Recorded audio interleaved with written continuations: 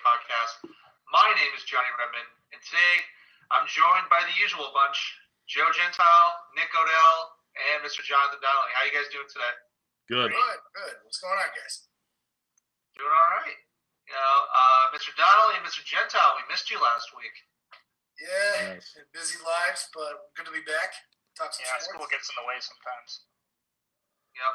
You know what, though? It's nice that things are finally picking up a little bit, especially in sports. I mean, it was so great actually setting up a script and setting up a show this week because there were topics this time that we just couldn't cover because of time. I know. Now we don't have to think of miscellaneous topics such as is hot dog a sandwich? We can actually talk sports. Exactly. 3 months ago we were thinking, are we going to have 4 roundtable topics? This time it was like, we had to cut it down from 8. Yep, it's true. So let's dive right in, boys. All right.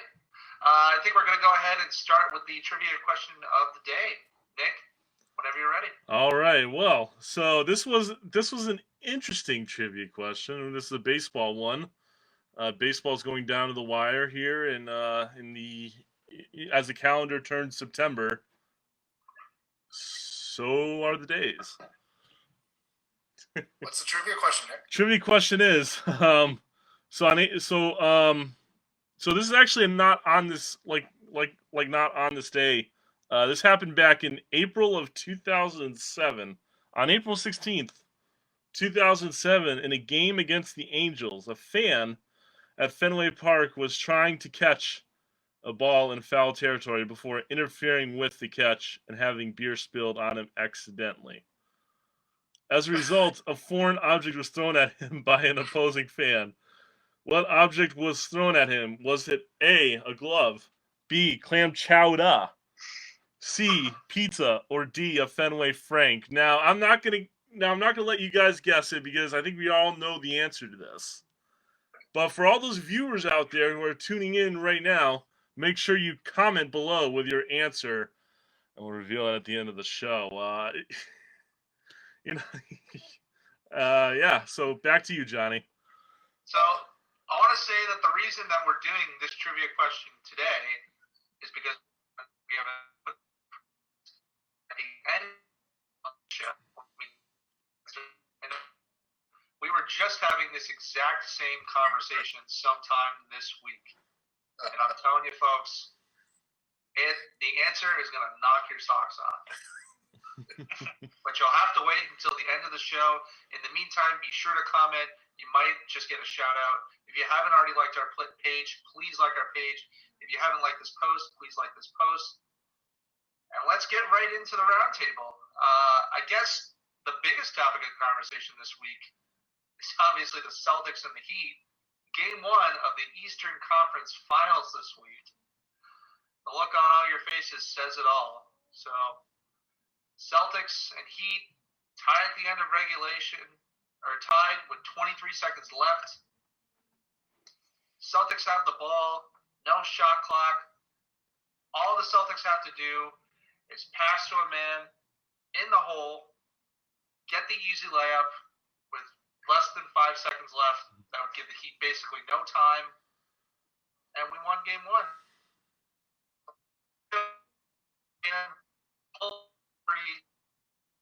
tested 3, and up losing time when he can't miss. When he misses the game-tying shot.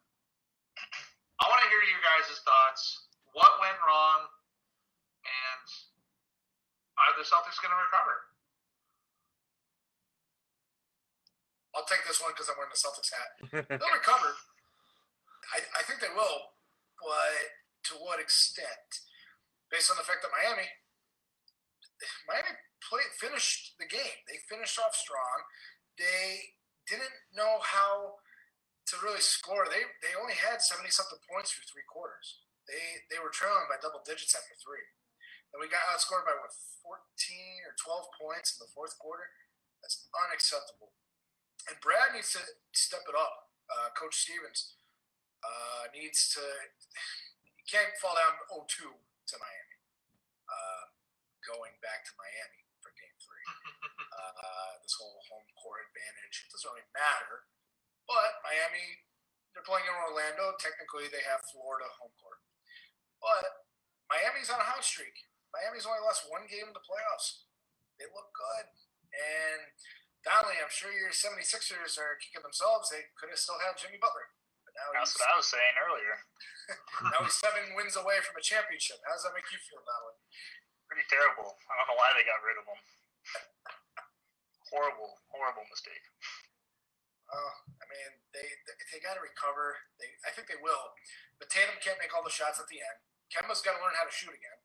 Marcus Smart has to stop flopping, even though it did get us a free throw to tie the game. But that was a flop. And Stevens has to step up as a coach. So, I don't know. Nick, what do you think? Yeah, I think you're right, Joe. Tatum needs to step up a little bit. Did you like I don't know if our viewers saw the end of the game where Tatum tried to be the hero on every single play there. And it's just it's definitely something that's not Celtics textbook material. And it's one of those things where he has to pass to other players in those situations. And if the Celtics keep doing that, they're going to be in big trouble. And by the way, for all you viewers out there, I'm wearing a hat for the first time on this show, on this podcast. So I hope you dig the look out there. Don't know if we're live still. Should be live. We're live. Okay. Yeah. A couple of quick points that I want to make. So, Nick, first off, nice hat. There you go. It's mediocre. Second off, I want to build off of something, Joe, that you said, right? Celtics kind of had a pattern yesterday. Took the lead in the first quarter, second quarter, tied. Healthy lead at the end of the third quarter, tied at the end of the fourth quarter. By then, they were out of gas, right? Now, Kemba, in particular, is somebody that I want to mention. Now, Jason Tatum, I agree he should not have taken the last shots. He totally messed up that opportunity to be able to take the lead and win the game in those closing seconds. He should not have taken a three at all. Still played a great game. Kemba Walker, though, in the first three quarters, 2 for 11 shooting. That's awful. That's terrible. The Celtics really needed Kemba to step up, and he just didn't step up. He played well in the third quarter and overtime, but at that point, I feel like if he had played well in those first three quarters, the Celtics would not have even been put in that situation. They could have had a healthy 6 or 8 point lead and then just run out the clock, but they didn't. So I think I think Kemba's a little bit to blame there, and I think he's going to have to be more consistent shooting moving forward. Yeah, I think overall though that who's got to be the X factor? Who's got to be the guy to step up? I think it's Tice. You look at the big man for the Miami, that game-winning block. That was outstanding. But we don't have a big like that. Tice is the biggest thing, or Robert Williams. But as I've talked to you guys off camera, he's been inconsistent. He needs to get more playing time so that way he can prove himself. But he just has to take advantage of the minutes that he's given. And if he can do that, maybe see you in the NBA Finals. Maybe we can match up with Anthony Davis or Jokic in the Western Conference. But we'll see. We'll see what happens, I guess. I'm going to say I don't think it should be Tice just because of one factor, the attitude problem. Granted, like I said, Tatum screwed up. He shouldn't have taken that last three ball at the end of regulation. But if you guys watch the replay, you could see Tice at the end. He was pissed. Yeah. And that's just not how you should be. It's more like, okay, he didn't make the shot. What can we do to close it out in overtime? Instead, he was just like, what's going on here? What are you doing? So I think I think because of that, it shows a little bit of a lack of leadership.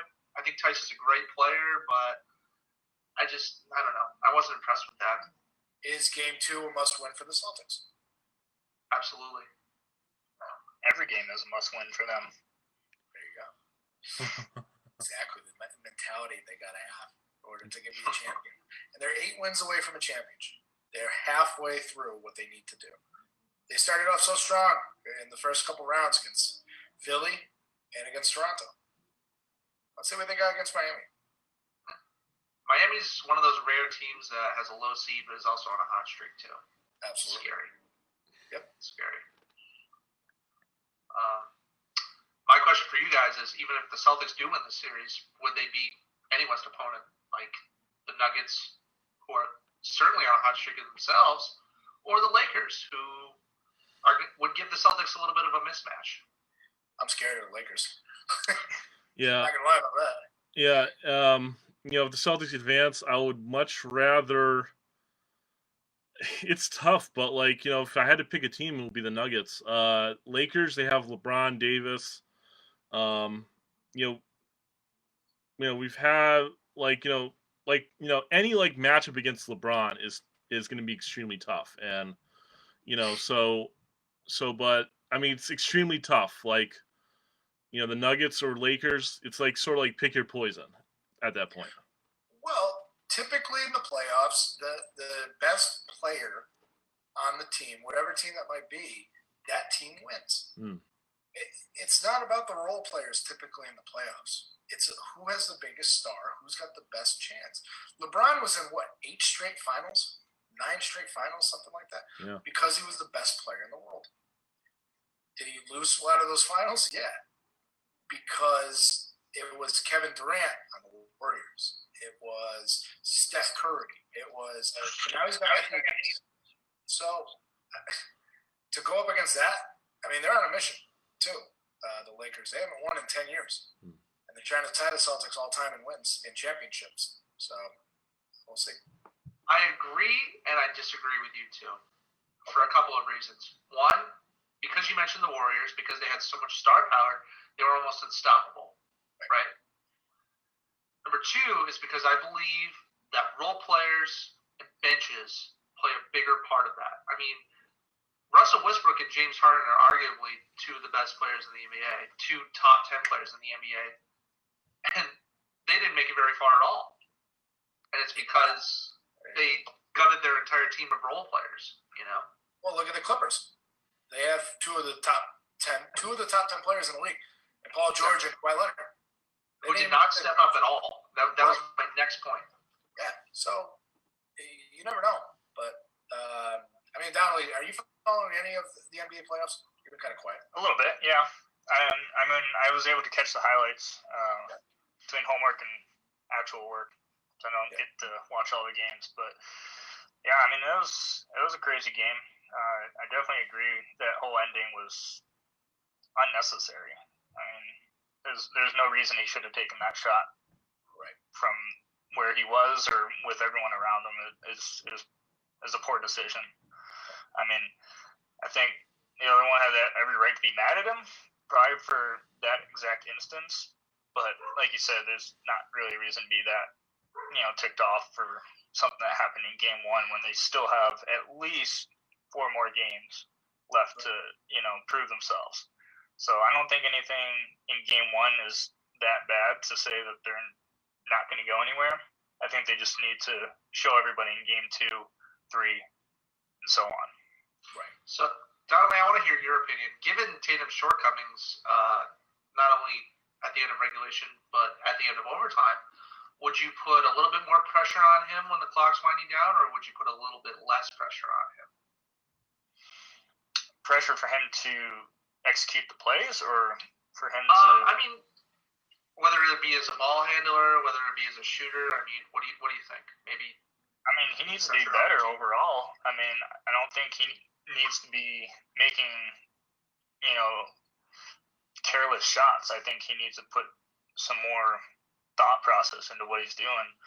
Maybe look around a little bit more before he starts, making shots with his poor performance. I mean, maybe some of those shots he shouldn't have taken throughout the game. Maybe he should have passed them off. And that could make him a better player on paper.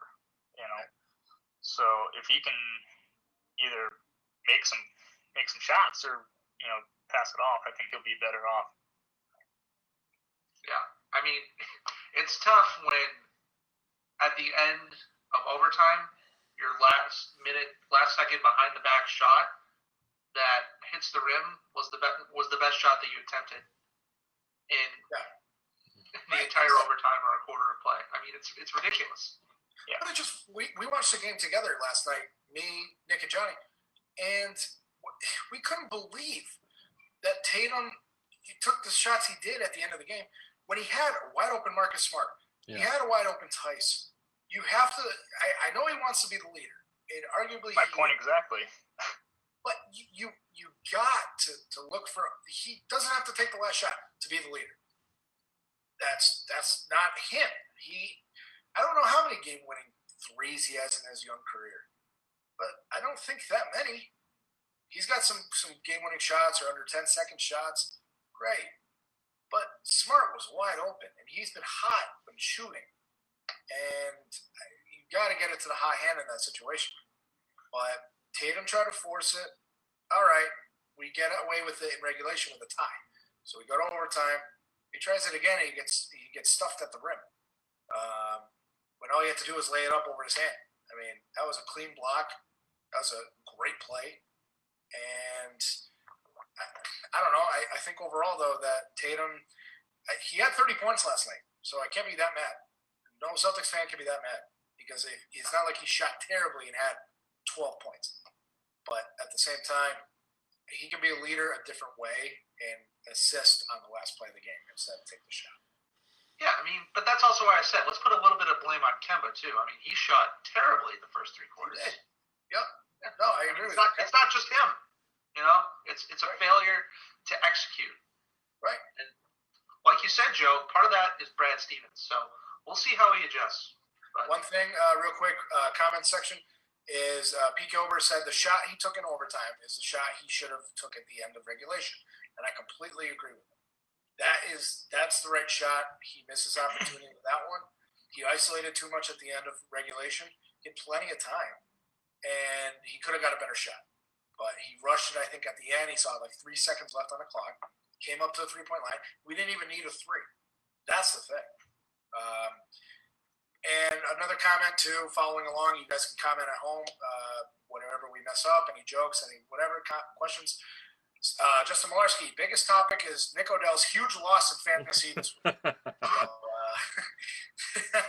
Thank you, Justin, for that. Well, but some things never change. Well, to preface that for all you viewers who don't know what's been going on in fantasy this year for me, it's been 1 week every year. Every year. So Ski, and we call him Ski. So Ski, if we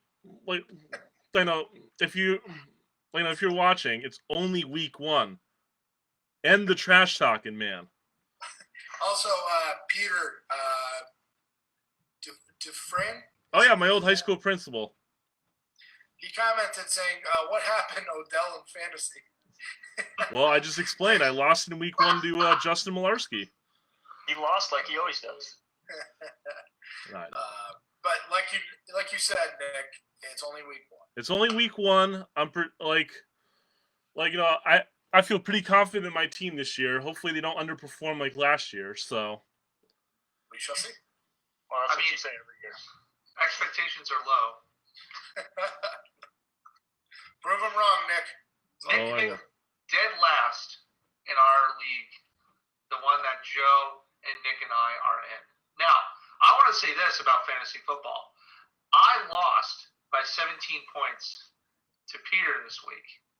Different Peter, but shout out to Peter Gilbert. Be sure to watch PNT Weekly. I lost by 17 points this week, and I'm still projected to finish first in the entire league.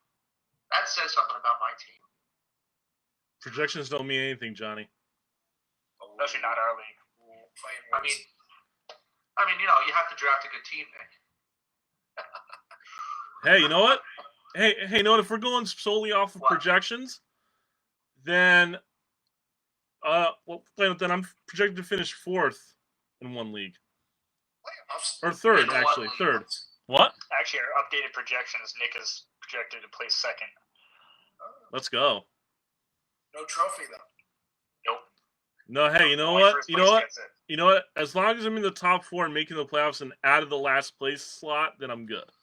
If you Here's get the thing, first Nick. last, I mean, since you love talking smack so much too, I scored more points than you this week, and my top flex player, who's projected to get 34 points this week, was injured. I went with my 3rd running back option. who's your flex? My flex is Miles Sanders. Oh. Oh, for Eagles. If he had played this week, I would have scored the most points of anybody. Anybody. No question. That's a game of fantasy, I guess. If he That plays. is the game of fantasy. Yeah. Yeah, some people get Michael Thomas injured too on their teams. That's Sorry, okay. Joe. He'll be back. He'll be back. I'm 1-0 in our other league, when Donnelly's the commissioner. I'm 1-0, so I'm good. And I'm on Speaking 1. of football, though, somebody who had a very good week in fantasy football and real football, Cam Newton. Yeah, he did. 15 for 19, 155 yards, which is not great. Didn't throw for any pass touchdowns, but 15 for 75 on the ground with 2 rushing touchdowns on the way to a 21-11 win over the Miami Dolphins. Unheard of for the Patriots. Yeah, What? Said unheard of for the Patriots. A running quarterback? Yeah. Yeah. I haven't had one of those in a while. Yeah. Which I love. Was not expecting that. I don't think anyone was. I love it. I don't know what to expect out of Cam. I mean, he had a great week. You can't keep that style of play though up. The teams will figure him out. That's what worries me. I want to see more of his arm. It was only week 1. Next week we're in Seattle. They have one of the best defenses in the league. Up in Seattle, no fans. We need to score points with Russell Wilson. He's got an offense around him finally. Wilson. Yeah, I mean, I was just gonna say. I mean, even Cam Newton playing at his best. I mean, I feel like right now is his upper epsilon before teams start to figure him out. Even at his best, though, I feel like he's still a poor man's Russell Wilson.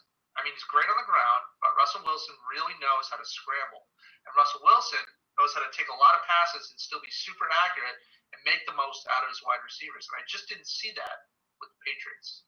So Well, the I thing is think. Good. No, I was done. The thing is with Cam is that if you get him out of the pocket, he is one of 2 things that he does. He runs, or he throws it out of bounds. He doesn't take the pass out of the pocket. And I don't like that because you have to be able to throw out of the pocket. You look at Brady, Brees, Rodgers. They are tremendous passers out of the pocket. Brady more so in the pocket. But being mobile, Cam is mobile. He's got to throw out of the pocket, or teams will limit him to throw it out of bounds. He gets scrambling. He kind of panics. And that's his whole career the past 10 years, or 9 years when he got drafted. Yeah. And it's worrisome as a Patriots fan. It's good week 1. We'll see once they get to actually good teams. Miami's not a good team. They're not a good team. Sorry, Dan Morse. They are not a good team. They need time. They are growing. They have some talent. They drafted Tua. They're going in the right direction. But now it's between the Pats and the Bills. And Bills had a great win against the Jets. So they already. It's gonna be tough. It's gonna be a tough division because Bills do have weapons, more weapons I'd argue than the Patriots. But I put my money on Belichick. I will always put my money on Belichick. And you know what? I'm going to say this about the Dolphins. It is possible that they go to Tua quicker. I mean, Ryan Fitzpatrick, he threw 3 interceptions against the Patriots, which is god awful. Yeah. You know, I mean, they just did not have a good game at all. I mean, they did manage to make that 2-point conversion, but at that point, it's a moot point. So, yeah. Yeah, and just to touch on Joe's point about Cam Newton being a mobile quarterback. Listen, it's great for a while, but I I'm not trying to compare Cam Newton to Lamar Jackson or Patrick Mahomes or any of those, but Joe, before you raise your eyes, listen to my point here. I already did. Is this going to be another Seattle Mariners discussion here? No. No, Seattle hear me out. Mariners, Hear me out. 2020 World Series champs, Nick Odell. But like, if you look at other mobile quarterbacks in the league, like Lamar Jackson, Patrick Mahomes, Russell Wilson, I'm looking at Lamar Jackson though, and Patrick Mahomes, the two most successful quarterbacks right now in the NFL. So people still haven't figured out Jackson or Mahomes. They will. You think so? Oh yeah. Did they figure out Michael Vick? Took them like 3 games to figure him out. They never figured out Michael Vick. They figured out Michael Vick tail end of his career. That's what I mean. Yeah, in Philly. Yeah. But here's the thing, though. Like, you know, some mobile quarterbacks, like, you know, like defenses will never figure him out until the tail end of his career, a.k.a. Michael Vick, or, you know, it could be Jackson or Mahomes. And I don't think Newton's in that category, but, like, I have a feeling that, you know, with a new team, with a new, so with a new team like the Patriots, like the Patriots could work with Newton on like a system and develop that. Kind of like a poor man's Russell Wilson. Nick, I will agree with you on one thing. Yeah. That he's a great athlete. Yeah. So he does know how to run. Right. The better part, though, of his strategy as a quarterback now, he knows when to slide now. Yeah. He never knew when to slide before. He always got hurt. Yeah, so I'm just thinking, like, you know, with a new team comes a new playbook and a new system. You know, I kind of have this feeling where, like, you know, with a new team, fresh start, you know, he's learning from one of the best coaches, one of the best offensive coordinators in the game of football, and I believe that, you know, he's gonna do really well in New England. Like, not like Hall of Fame status like Brady, but like really well in New England. Joe, before we continue on this conversation, do we have any viewer comments? We have one new one from Mr. Jonathan Redmond. He said, "Oh, geez, Nick." So that's on the record. The comments forever. Johnny commented while being live on the show. I felt like it would make more of an impact to say it over comments. That way it can be immortalized, Nick. Listen. This is I'm trying to attract more viewers and trying to, you know, make this a fun debate. That's fair. I mean, you know what? I appreciate one thing I do appreciate about you, Nick, is that you're not afraid to speak my mind. Go for the predictions, right, and say the bold topics, right? Yeah. I mean, I personally compare Cam Newton to Russell Wilson. At least not saying that they're on the same level talent-wise, even with Cam Newton's MVP. But I mean, I kind of see what you're saying though. Mm-hmm. I mean, Cam is really, really good at rushing, and he's become a better quarterback and knowing how to scramble and how to be a better passer and protect himself a little bit more as a passer. Mm-hmm.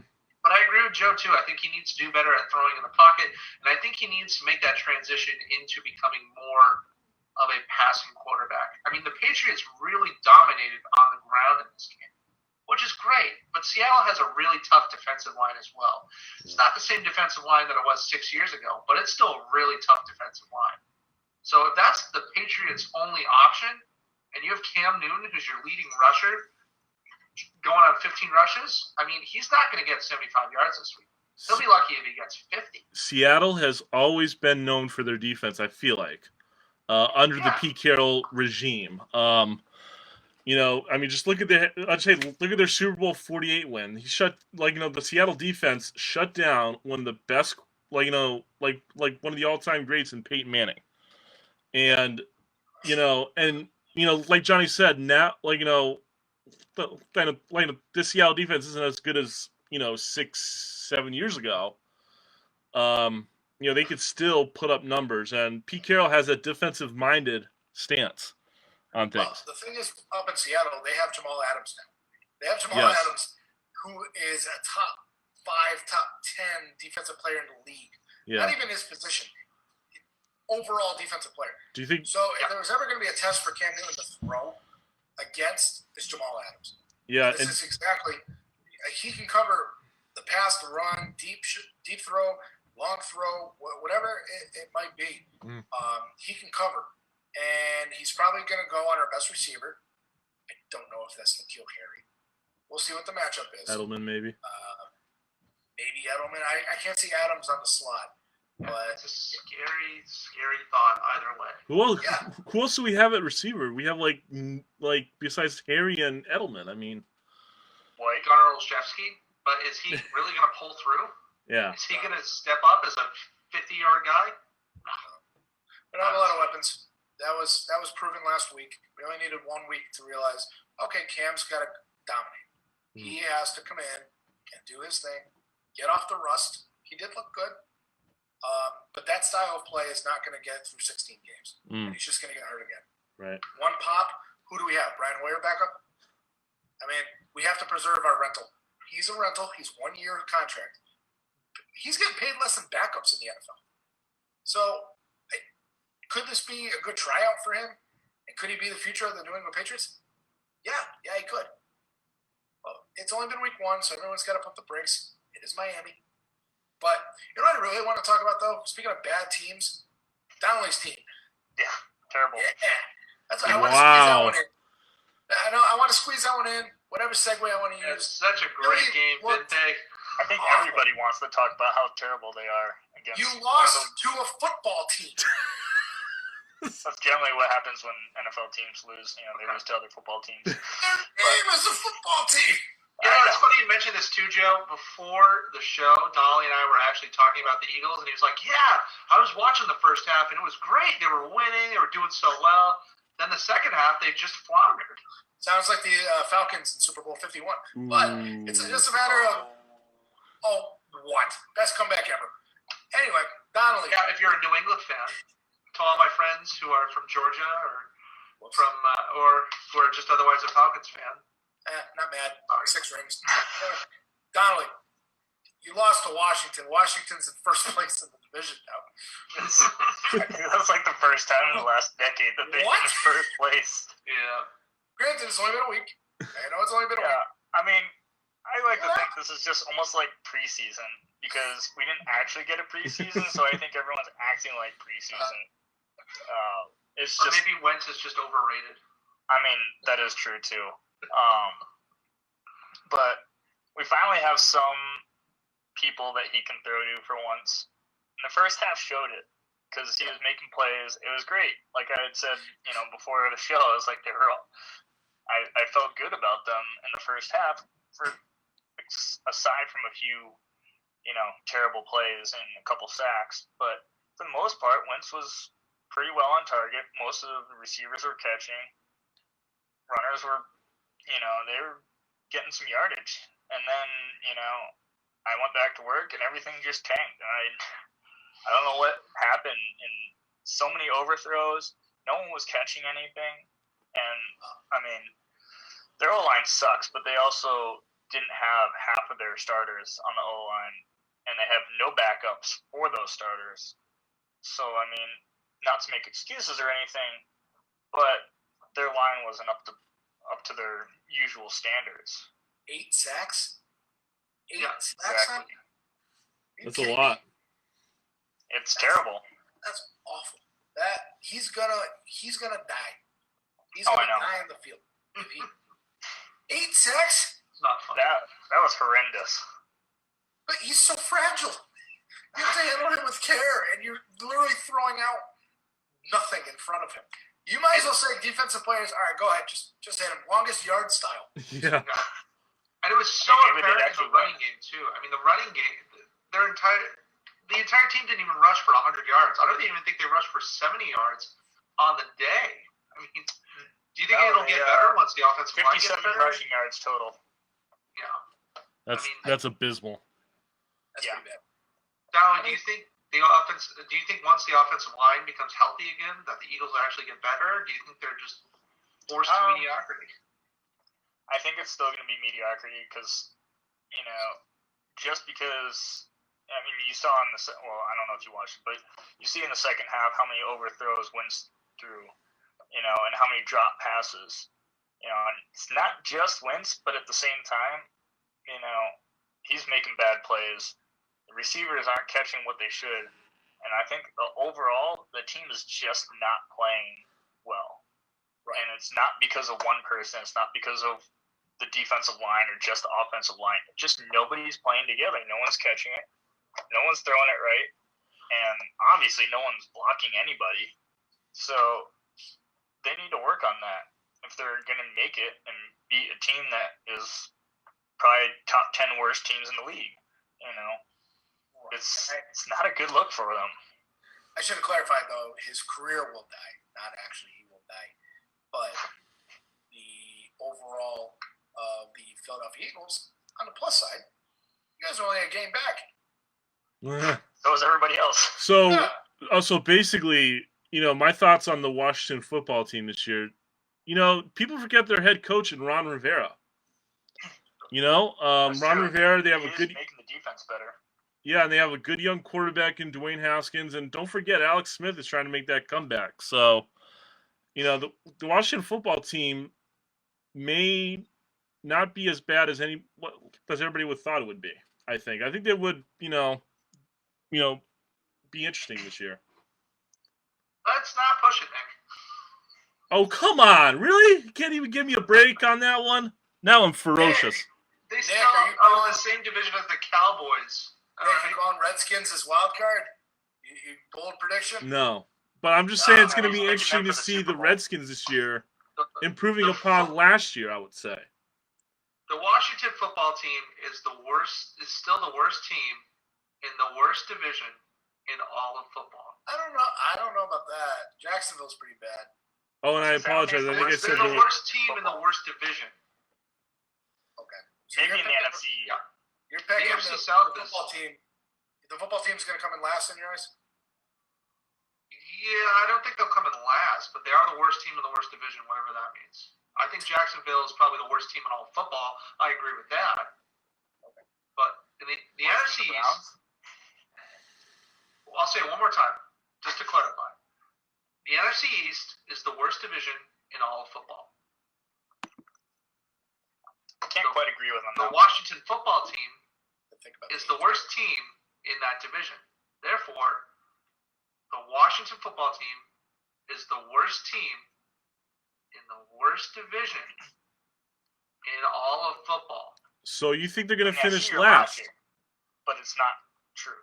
I mean, they won, which is good for them, but Dwayne Haskins still went 17 for 31, and that's a good game for him. And they didn't even get 100 yards rushing. They have a great defense, like Ryan Kerrigan and Chase Young, both of whom had multiple sacks last game. But your defense can only take you so far, too. Listen, Johnny. Listen. All I'm saying is that the Washington football team... They're not going to the Super Bowl, Nick. They're not going to the Super Bowl. I'm just saying... Wait, Nick, you cut out there. 20 are going to the Super Bowl? No, they're not. They're not. But... Okay. I wouldn't be surprised. I wouldn't be surprised. I wouldn't be surprised if they get a wild card. Oh my God. No. I didn't say. Hey. I didn't pick them. I didn't pick them. I didn't pick them to say a wild card, but I wouldn't be surprised. Even worse, though. That's just like saying. That's like saying, oh, a meteor could fall on my house.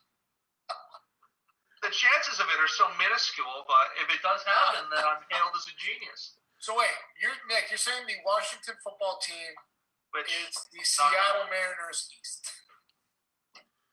I said there's a big difference. There's a big difference between I picked them for the wild card versus versus I'm not surprised if they're going to be a wild. There's a big difference right there, guys. You know what, Nick? I'll give you this. There are now 7 playoff teams in each conference this year. It's the first time. Exactly. So they're going to get the 9th playoff spot. The NFC West with the Cardinals a 6 or 7 win team at the very least. The 49ers, the Seahawks, and the Rams, who are a very underrated team as it is, are not all going to be competing for that spot. And then let's go to the North, right? You have the Bears, who have one of the most stellar defenses in the NFL. If they can find a decent quarterback, let's see how Nick Foles plays. The Vikings, who have Kirk Cousins, who's one of the most accurate passes in the NFL. The Green Bay Packers, who have Aaron Rodgers, which is probably the most gifted quarterback of all time based on skill. And then the Lions, let's not talk about the Lions, but still. It's fair. I mean, you've got, just in those two divisions alone, you have so many teams that are ready to compete. It's crazy, though, with the playoff format, though, being new, that you could have an entire division be in the playoffs. Exactly. You have the division winner and then the rest of the division, 5, 6, and 7 seed, which is unbelievable. Mm-hmm. It would have to be almost a perfect scenario. But based on the level of competition in the NFC West, if anybody would ever do it, it'd be them. Yeah. That division is so talented from top to bottom. I mean, even in the NFC South, you still have the Tampa Bay Buccaneers with Tom Brady. You have the Saints. And that's it. That's it. Falcons and Panthers, I don't think so. But still. Well, a lot of rebuild. Yeah. But we could talk football for a while, though. We gotta keep the show going. Yeah. Let's ride the ship. Make sure somebody makes a note of this. Washington football team, wild card 2020. Signed Nick Odell. Nick Odell. September 16th, 2020. Yes. I feel like it's something Michael Scott would say, so I'm going to write under that Michael Scott. Oh my God! Again, big difference. Wouldn't be surprised if it was a wild card. If it was wild card, Nick, or I would respect your point more if you just committed and say the Redskins or the Washington football team will make Do it, Nick. the 2020 NFL playoffs as a wild card team. Just commit and say it. I would respect like it you more. But the fact that you said could takes away all the validity from your argument. okay, I'll make the statement. The Washington football team will win will win one of the NFC wildcard spots in the 2020 NFL playoffs. You heard it here first. We have a new opening for a co-host. Be sure to audition. They'll be held on Friday. Starting next week. That's bold. Hey, you got to make bold predictions. One of us has to Nick, make bold we predictions. still love you, buddy, but oh my goodness. Hey, you said if I make that statement, there's more validity in that. I of course I do respect you more, but it's a bold statement, Cotton. Still doesn't mean you're not wrong. You're still wrong. Can we move right along? Can we move to the Cubs Let's now? be honest, though. I think even football team fans aren't saying, well, I mean, there's a chance we could get a wild card playoff. Anyone could say that. Imagine Dwayne Haskins looked pretty good on Sunday. Said no one ever. Imagine if they had fans in the crowd. Go football team. Football team. What? Come up with a name. Yeah, I wish they would come up with a name. That's just awful. You were All right. telling me this story, though. It's because some guy bought all the trademarks, right? He bought all the good names. So Yeah. the football team is like, well, we got to pay him, or we could come up with our own. Well, like I keep saying on the radio show in years past about this Washington team, give me the football team, baby. Instead of give me the football team, I say the former name, but I don't want to say that on air. But It's 50 cents every time you say that name. Nick, you've already said it on air. You owe $1.50. yes, and I apologize to the viewers out there, whoever caught that earlier. Nick, there's no fun. Where do you put the money? Yes, we do apologize for saying it. Saying what? I'm No, not saying it. we were going to go to our last topic, which is going to talk about Alec Mills no-hitter for the Cubs, and Albert Pujols tying Willie Mays 4 career home runs, but I think instead we're just going to skip to our interesting fact of the day. Let's do it. Let's do it. So our interesting fact of the day is during World War II, the Steelers and the Eagles combined to form the Steagles due to players going off to war and being shorthanded on both teams. Steagles. Steagles. which makes sense Interesting because game. Pittsburgh and Philadelphia are very close geographically. So, and they're both in Philadelphia or Pennsylvania. So, plus the Steagles, I feel like would be the best name of any football team combining. It's actually not a bad name. Washington's looking for a name. It's the Steagles. The Washington They Steagles. would never suspect a thing. Just combine two teams that are going to beat them anyways. Might as well just name them after them. The the Philadelphia Eagles are playing the Washington Steagles. Eagles versus Steagles. Damn. That would be great. With that said, Joe, do we have any more comments? Nope. You ended the comments with OG's Nick. So if you still want to comment, make sure under the comments, or you can shoot us a message. We will read it live on air. Go football team. All right, so moving on to brackets. This week we have Donnelly and Nick. Going back to Cam Newton. Let me get the timer. Here, I got it. You want me to get it?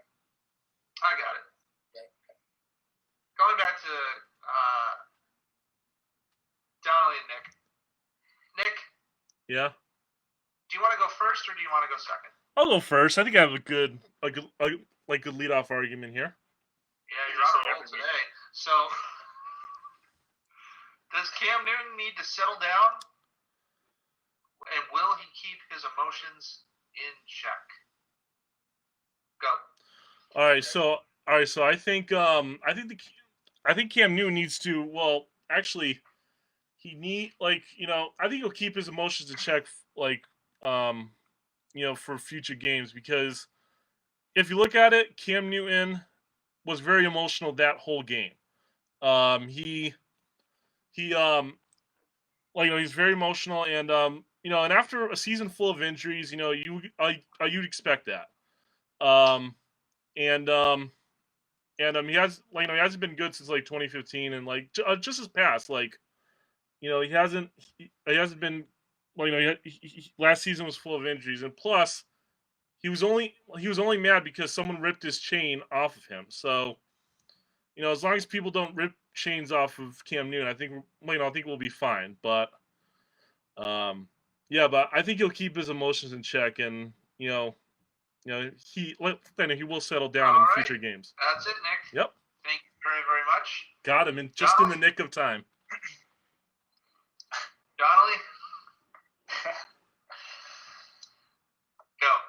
All right. Well, he's been known to have some antics off the field, especially in his post-game interviews with his attire that he enjoys dressing up as. I don't think that's ever going to go away. The whole chain pulling thing, I mean, if someone did that to you, I'd be pretty, pissed off that someone did that to me. So I'd have a lot of emotions about that. But I think, kind of like what Nick was getting at, the fact that, he's on a new team, he's got a lot of expectations filling in for a player that was probably the best in the league. I think, he's got a lot of hype. He's excited. Everything is just happening all at once. And then someone goes and tries to rip his chains. It's just, he's going to have some emotions, but I think he's never going to kind of slow down those post-game antics. All right. Joe? All right. Nick, solid argument. Well done. Talking about your quarterback. I'll give you a solid 3. That's a good argument. Donnelly, couldn't agree more. Ripping the chain. Do that. I can test 4. There's my reasoning. Jesus. Donnelly, I agree with Joe here. I mean, you know what? I think when you are a professional athlete, there's a certain professionalism that you have to maintain yourself as. I think every person should maintain professionalism as it is. But, I mean, especially as an athlete, though.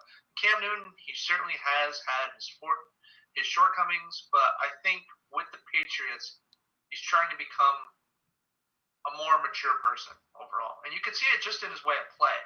Now, if somebody ripped off somebody else's chain, your first reaction would be, what are you doing? Why?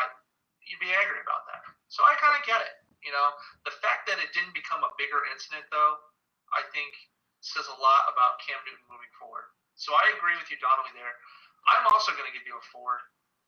Nick, because of those reasons, though, that I just mentioned, I feel like you had some really solid points, too. But I'm also going to give you a 3. Okay. All right. So Donnelly advances to the championship. Nick to the third place game. Very close argument by both of you, though. Yes. All right. So, Joe, looks like it's you and me this week. Do you want to go first or you want me to go first? I will defer to you. Okay. Pulling a Belichick. I'll take it second half. Do you want to set the timer for yourself so that way it's fair? Yeah, sure. Yeah. Okay. So the question is, Tanner Houck pitched a great game for the Red Sox in his debut. Are there signs of hope? Let me know when you start the timer. 3, 2, 1, go. Okay, so I think Tanner Houck, he played really well. He only allowed 2 hits, 0 earned runs, 7 strikeouts, and 3 walks across 5 innings, which is a pretty good game. The thing about Tanner Houck, though, is that, one, he was playing against the Marlins, which, no offense to Marlins fans, it's a subpar team, So the second thing is that he really only has about 3 pitches in his rotation, right? He had a fastball, which reaches about 94, which I don't think is fast enough to really compete in Major League Baseball. He has a good slider, but it's going to get figured out eventually. And then he got rid of his changeup. So I think he'll have a good number. I think he'll have 2 good seasons, but then batters are going to start figuring him out, and I think he's going to fall off a little bit. So I don't think he's going to be a great player when the Red Sox need him most. 57, 58, 59, and now you're done. Go Sox. No, you went over. All right. Start the timer. All right. 3, 2, 1, go. So the question was, do they have hope? Is that the correct question? Signs of hope. Here, I'll restart it. Nope, that's fine. I don't need the whole minute. Okay. No. There's no hope. It's the Red Sox. They don't have a farm system. They keep trained players away. They have 2 stars. That's it. Maybe 3, depending on a good night. They can't hit. They can't pitch. We don't know any of the players. Ownership, what are they doing? We invested all of our time and effort and money into 2018. Awesome year. We won 119 games. This year, we're doing terrible. Absolutely terrible. We're worse than the Phillies. No offense, John. But it's just a matter of we can't compete. This year, there were 60 games. All we had to do was 100 less games. We had such a small window to be terrible. And it felt such like a long season. It's felt like 162 games. There's no hope. I just... All right, that's it. No Sox. You went over. All right, Nick, why don't you go ahead and start us off? Actually, I want Donnelly to start us off. All right. Well, you both get 0s for going over the time limit, so just kidding. And Nick, No, both have some very solid points. It's really hard to distinguish here, but I'm going to give Johnny a 3 and Joe a 4. Okay. Nick? I would also have to agree with Donnelly. Both strong arguments, but I'll have to give a slight edge to Mr. Joseph Gentile here. I can relate more to his point of view than Johnny. So Joe 4, Johnny 3. Joe, you get to move on to the championship game to face off with Donnelly. I get to move on to the 3rd place game with none other than Sir Jonathan Redman. Okay. I prefer Johnny, thank you. What's the 3rd place? All right, so the 3rd place game. Nick, do you want to read it? Do you have it in front of you? You can read it. But Well, go ahead, Donald. You can read it. All right. Well, our third place question is: if Cinderella's shoe fit perfectly, why did it fall off? Johnny, I defer to you on this one. Okay. So, Joe, do you want to time me? yeah. All right, ready? 3, 2, 1, go. Okay, first off, she was wearing a dress in the middle of a ballroom. She was dancing a lot. All right? She was around a guy that she was interested in. So she's nervous, which leads to sweating. Okay? So she's sweating. And then she's running. So the sweat caused the shoe to slip off.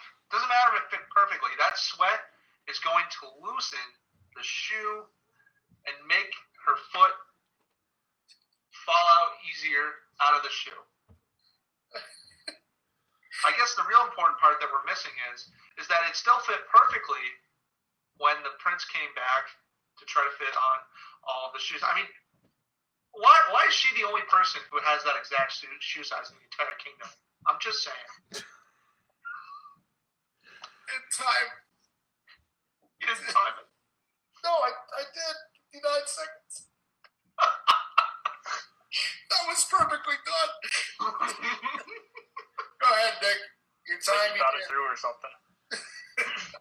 3, 2, 1. So to rebuttal Johnny's point, it's an animated classic, Johnny. And what I mean by animated is that how can you tell about the sweat on the foot? How can you tell that? I've watched Cinderella many a times. What? So and by the way, the movie came out in 1950. So yeah, so they don't have top of the line animation back then that Walt Disney had. So how could you tell that they have sweat? I'm just gonna say that, just to rebuttal Johnny's point, it was a ridiculous point, Johnny. My goodness. You got 10 seconds, Nick. I don't know. The name of the game here is respect. I don't know. It's just Time. Very well done. Sports Take Podcast, a modicum of respect for each other's co-hosts. I'm very thankful for the show for topics like this. Are you the host? Donnelly, go ahead. Oh my God. Oh, as ridiculous as Johnny's statement is, Nick, you failed to really mention a valid point about it. So therefore, for facts alone, I'll give you a 1. And Johnny, very enthusiastic about it. Not sure where you derived that concept from, however, but it was a good argument. I'll give you a 3. All right. Johnny, too realistic, man. It's a cartoon. There's no high definition. There's no 4K. We didn't see sweat. But you're being too scientific. You're way overanalyzing. Solid 1. Nick, did your research. You said when Cinderella came out. And you based it on it was a cartoon. However, you did overall a great job, but they did remake it into live action numerous times. I was going to give you a 4, but I'll give you a 3. And we are moving to the tiebreaker question then. oh my God. All right. First question is best Pixar film of all time. Johnny, I defer to you again. I don't think you can. Nope. You get 1 deferment. Oh, so you want me to start off? Yeah. All right, somebody going to time me? I will.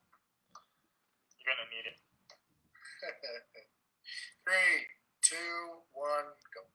It's very easy. Toy Story 1, I would say, is a very good classic for Disney and Pixar. I've always enjoyed it as a kid. Um, it's just such a classic. I mean, you have a story of like, your childhood right there. Like playing with toys, and you got Woody, Buzz, Buzz Lightyear. Um, being the main characters voiced by Tom Hanks and Tim Allen. Um, it was such a well done movie, and I really loved it as a kid personally. And I think that's the best Pixar film of all time if you can relate it to your childhood and such like that. Still got 10 seconds. And yeah, Toy Story 2 and 3. I mean, and I believe they made a fourth too. I don't think they were good, but I mean, you can never go wrong with the classic. Yep. Okay, Johnny, your time begins in 3, 2, 1, go. I agree that Toy Story is a great movie, but I think a great children's movie is one that is filled with fantasy that adults and children can enjoy, and one where you learn something from it. And I feel like Inside Out is the best example of that, right? I mean, it teaches kids that having emotions are okay, right? Especially when there are so many changes going on in so many people's lives right now, especially with the pandemic and everything else going on in the world, right? That it's okay to have those emotions and filled with fantasy and wonder. That makes it fun for kids and adults to enjoy together. I mean, this is a real wholesome family movie. This is the embodiment of what Pixar is all about. And it's got Amy Poehler, who is just absolutely hilarious in my opinion. So can't go wrong with it. It's like I would have to say Inside Out. It's like you've rehearsed this. Look at your time. Oh my god, so Mike, freaking I ridiculous. think practices his bracket questions. So freaking ridiculous. That was spot on. Go ahead, Donnelly. All right. So, Nick, awesome points. Same with you, Johnny. Very good points. However, problem is, nothing really beats classics. And when we're judging between the two films that you guys both described, it's always going to be the classic that wins it over. So I'm going to give Nick a 3 and Johnny a 2. All right. Yeah, both solid arguments. Donnelly, you're right. You can't beat the classic. But in this case, you can. It's underrated, very underrated, is Inside Out. However, Toy Story, man, generations know that movie. 1, 2, well, 3 made me cry. And 4 was outstanding. Nick, you weren't sure if there was a 4, so I didn't knock you for that. But what was your guys' scores? Donnelly, what did you give him? So me a 3, Johnny a 2. Yep. Well, whatever that score was, whether, before I asked, you flip that. Because I can't decide. I cannot break another tie. So the only way to settle this is rock, paper, scissors. Because we could continue topics. We could debate all night. Can I make one point before we move into rock, paper, scissors, though? Yes. A classic is not a classic when it just comes out. What do you mean? I mean, you know what? Let's just do rock, paper, scissors. I'll make my point afterwards. I don't want to lose. Is Toy Story a classic? Is that what you're arguing? A classic is not a classic when it originally comes out, though, right? Gone with the Wind was not a classic when it came out. It was a classic over years and years and years. We're talking about where it's at today. I think Johnny's point should get deducted after that statement. You just compare Gone with the Wind with Toy Story. I think Both of Johnny's. those movies are in the AFI top 100 movies of all time. Not that far off. All right, I can't choose. Both are fantastic films. Rock, paper, scissors. Okay. All right. That's 2 out of 3. Ready? Yep. Rock, paper, scissors, shoot. Scissors. Scissors. Keep going. Rock, paper, scissors, shoot. Oh, Johnny with the win. There's one. Need 2. There's such a delay here. There's such a delay. I hate doing rock, paper, scissors over Zoom. Ready? Johnny, go a little faster, Johnny. If you're on Okay. the left. Rock, Both of you close your paper, eyes. scissors, shoot. What'd you hold up there? Scissors. I did mine early that time. That, yeah. Yeah, do you want to redo that? No. You suck. Whatever, I'll just mute myself. Bye, guys. See ya. Sorry, Nick. I did it himself. All right. You know what? I am going to say this. Nick has been really redeeming himself in his brackets. He I tried. think he really made some great points with Cam Newton. And I would have felt honored to lose to you in not only the Pixar movie, but also in the Cinderella debate. You made some really good points. So Even though you disagreed with me on everything, you So, still made some Johnny- really good points. Johnny, do you forfeit then? And switch No. spot? Hey, I can mute you if you want. You don't feel that bad. You know what? I can Actually, mute both of you if you want. I will forfeit, but I do want to make one final thought. Can you wait till we are done with the championship? Yes. I'll let Nick close out the show. How about that? Oh, that's very nice. Yes. But for now, he's muted. All right, let's go down. Okay. I think that's a good. I think you know what, Nick? I stand. Good job. Let's move on to the championship, which is a very lovely topic. As you guys know, Denver down 3-1 against the Clippers. Clippers choke, lose Game 7 by 20 points. So Denver moves on to the Eastern Conference Finals. My question for you guys is, given all the talent that the Clippers have, having one of the best sixth men and seventh men in the league, with Kawhi Leonard, Paul George, and still not being able to even make it to the finals, does Doc Rivers still have a job in LA? Who wants to go first? Joe or Donnelly? I'll go. Okay. 3, Anybody there? 2, 1.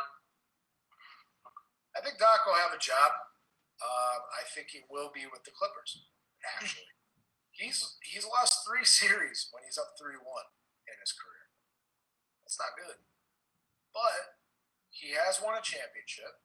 He's been close to a second one. It was the first year under the Clipper new era when it comes to Paul George, Kawhi Leonard.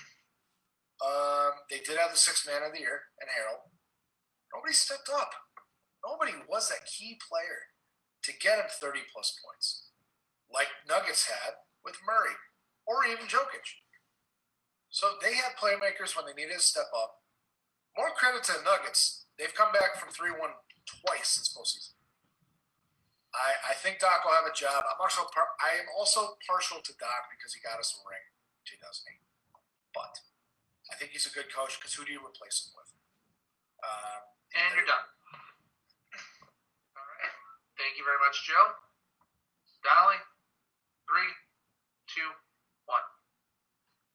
Well, I will agree with Joe on this. He will have a job after this. They had a terrible playoffs, but since he's been with the Clippers since 2012, he's made it to the playoffs 6 out of 7 seasons. I mean, that's a good amount of times, at least making the playoffs. Whether he makes it to the finals all the time, you can't win every game or every series. But he's made it to the playoffs almost every season. He's doing something right. Like Joe said, there's a new, era of this team. And plus, this whole pandemic threw everything off. You had playoffs in the middle of August. There's a lot going on with this. You can't fault them just for a month and a half of playing. You got to look at the entire picture. I think you still got another season with them at least once. Okay. give Joe?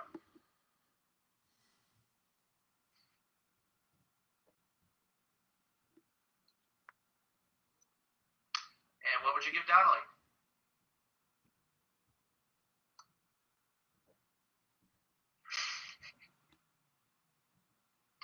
Okay. All right. So, here's some of my points. I don't think that Doc Rivers will have a job next year. Now, the problem, you're right, Joe. I think I completely agree with your point. First year, you're going to have a little bit of struggles here. But you have the best player, arguably the best player in the NBA right now, and one of the best secondary players in the NBA right now. On your team, they've had Montrezl Harrell for 5 years. And Doc, he's had a ton of talent come through the Clippers, and he's just never been able to produce anything. If this was his first year with this much talent, I get it. That's fine. But he also had Blake Griffin, DeAndre Jordan, Chris Paul. He couldn't make anything happen there either. Right. And it's not Doc Rivers' fault because he's not a bad coach, but he just couldn't make anything happen.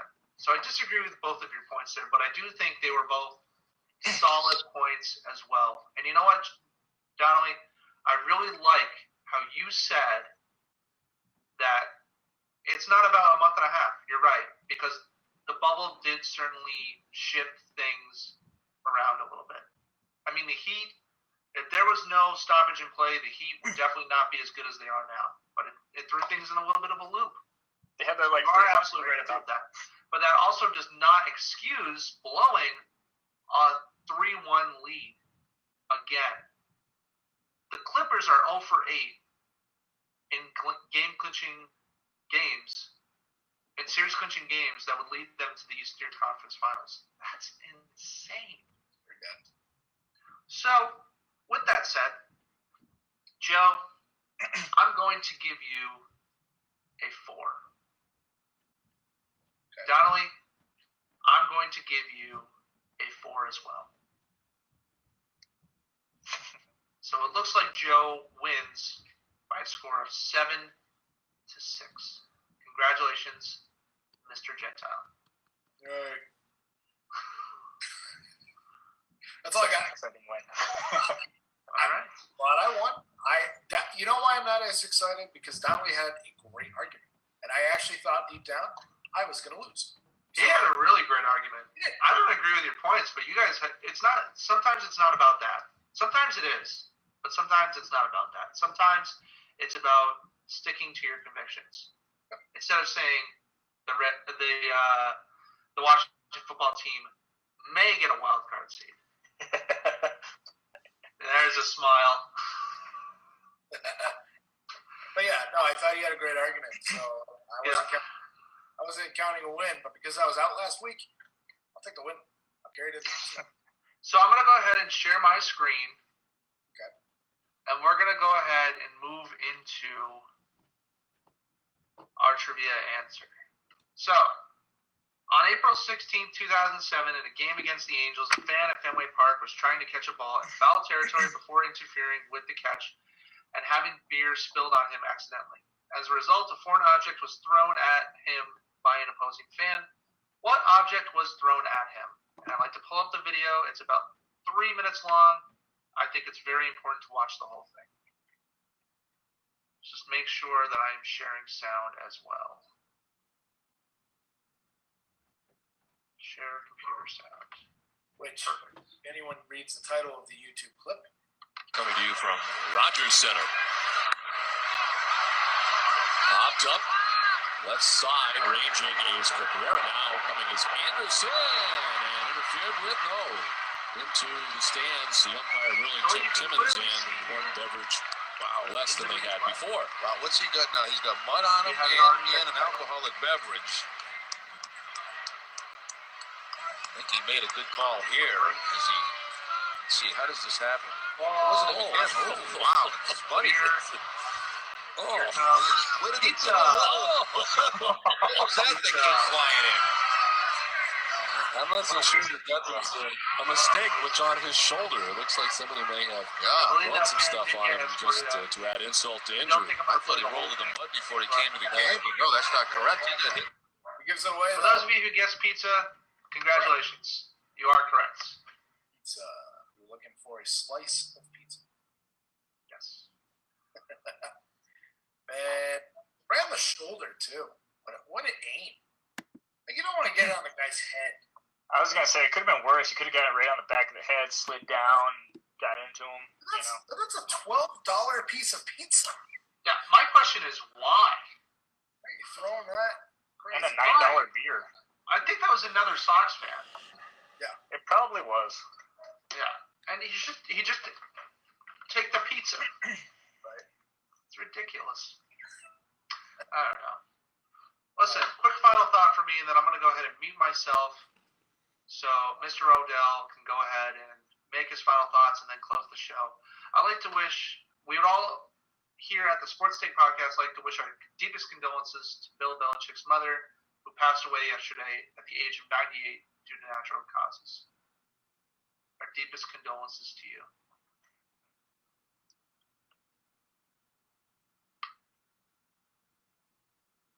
With that said, I'm going to go ahead and mute myself.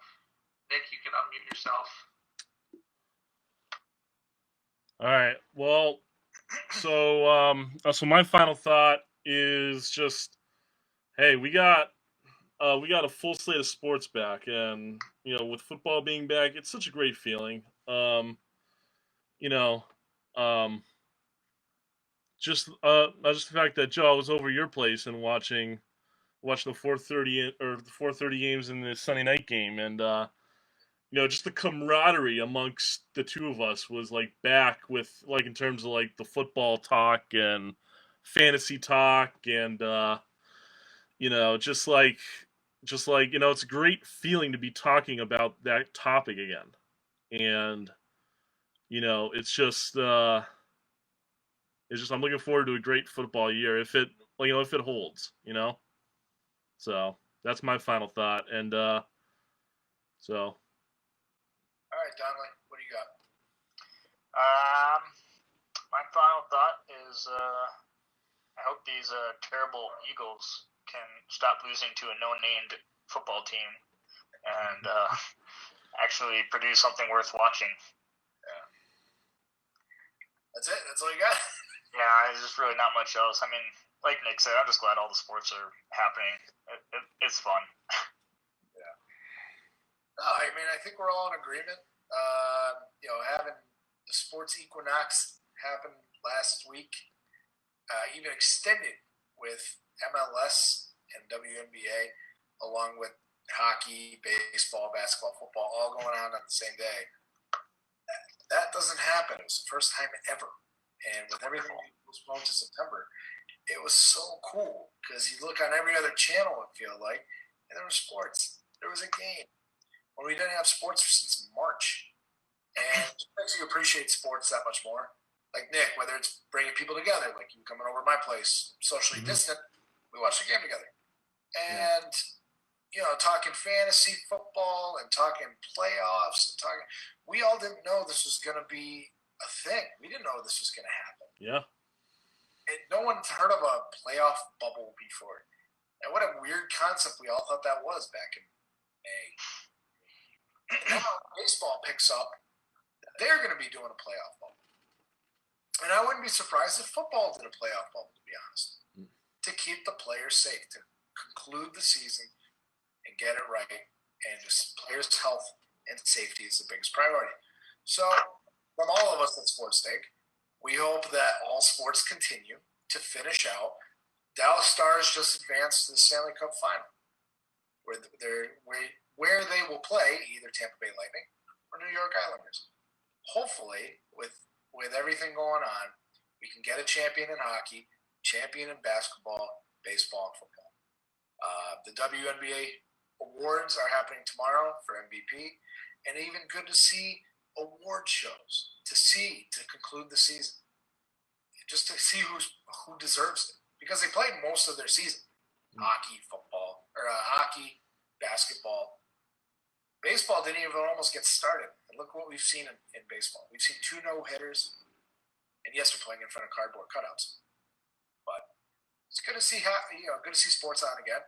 And it's always fun talking with you boys about it each and every week.